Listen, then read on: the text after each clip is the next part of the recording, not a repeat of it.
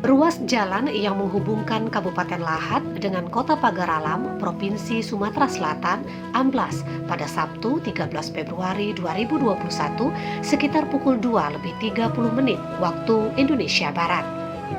Ruas jalan yang amblas tersebut tepatnya berada di Desa Karang Dalam, Lubuk Sepang, Kecamatan Pulau Pinang, Kabupaten Lahat. Hari ini Sabtu tanggal 13 Februari 2021 tepat pukul 7.00 waktu Indonesia Barat berada di Desa Lubuk Sepang, Kecamatan Pulau Pinang, menginformasikan telah terjadi jalan amblas longsor. Bisa kita lihat di sebelah kanan.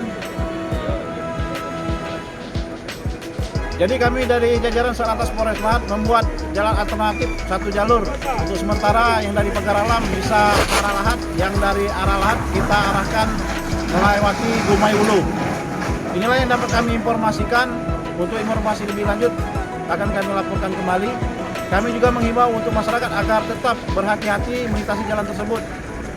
Terima kasih. Wassalamualaikum warahmatullahi wabarakatuh. Salam presisi, salam empirika. Laporan Arif dari Kabupaten Lahat, Provinsi Sumatera Selatan untuk Anda.